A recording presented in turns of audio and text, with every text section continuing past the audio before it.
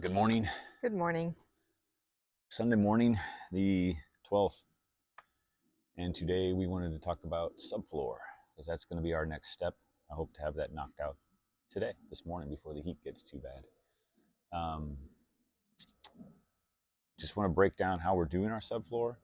I'll kind of show you in subsequent videos how we're putting it in and how we're joining it. Basically, what we've done is we've gone into we put kill mat down on directly on the surface of the van. Did about 30%, I think. It's hard to see right now because there's a bunch of stuff stored in here. We'll then be going through and we're using this underlayment that we used when we put in our hardwood floors. This says Pergo on it, but that's just the name of it. This is, I don't know, maybe 5 millimeters, Styrofoam, yeah. 5 millimeters thick. And it works as a sound deadening and also a moisture barrier for any kind of flooring. We used hardwood in our house. This is also good for luxury vinyl and a Pergo. So this will be going down on top of the van on a metal surface. And then on top of that, we will be putting 1/2-inch plywood. This is a maple plywood. It's probably a little nicer. This is cabinet grade. This is actually what I'll be making our cabinets out of as well. But so it's a little nicer than what you normally put on the subfloor. But it's better quality. It'll hold screws better, and it won't chip, won't crack, stuff like that. I've already done the pattern of the floor. I'll put that together, and I'll show that in another video. I'll put that on top of, it's going to take 3 of these sheets of plywood. I'll put that on top of that plywood, get it all butted up and the way I want it to be, trace that out, and then cut that out with a jigsaw, most likely. The jigsaw works very well in wood. Didn't work in metal. Yeah, once those get cut, what we'll be doing is putting each layer and in between. So you have these ridges on the floor of the van, and they sit up about, I don't know, maybe 1/2 inch, maybe a little bit more than 1/2 inch, 5/8 of an inch. We've put the kill mat in there. We're going to put the Pergo directly on top of this, and then the 1/2 inch plywood will go right on top of the Pergo. So there will be nothing in these little valleys that is like any extra support. We're not going to over insulate. From videos I've watched, a lot of people they end up putting almost 3 inches of flooring in their van, and of course that takes away space in your for headroom, because you 3 inches here, 3 inches there. Next thing you know, you're crouched in your van. At least I will be. So we're not putting a lot of insulation in the floor. We're thinking it through, and that thermal camera that we have kind of proved it out. There's not a lot of heat or cold transfer from the floor of the van. Our house, like I said, we're on hardwood, and there's a 3/4 inch piece of plywood, that Pergo, and then our floor that I put in. And I mean, it gets down and we're on a pier and beam, so it's all exposed underneath.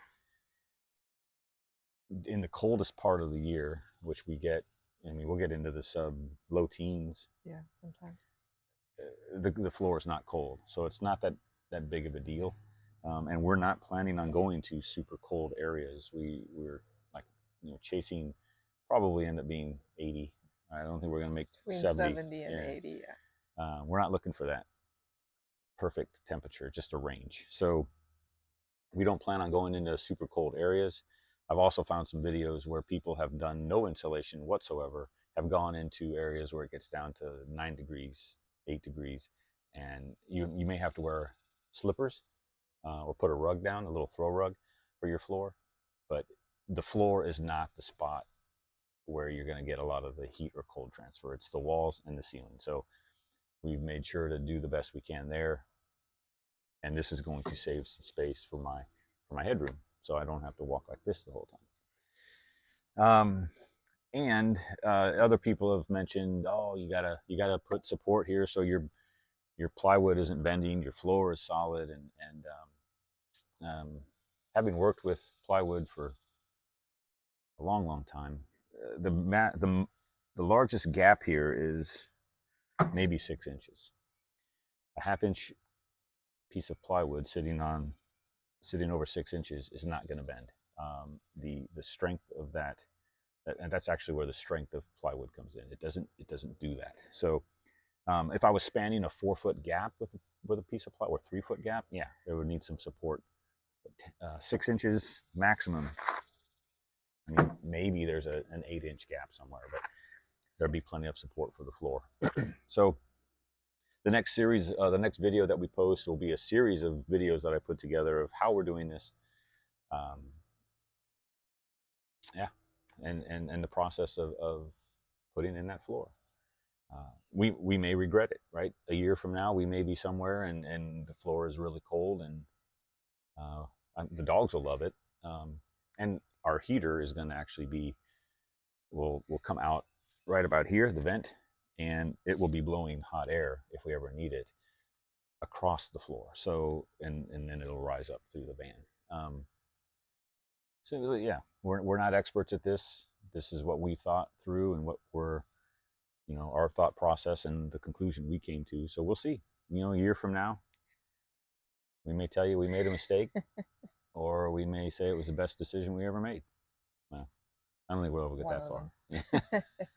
It's a floor. Yeah. And then once on top of this plywood, we are going to put luxury vinyl. Was it luxury vinyl? Yeah, something like that. Apple wood or something like that?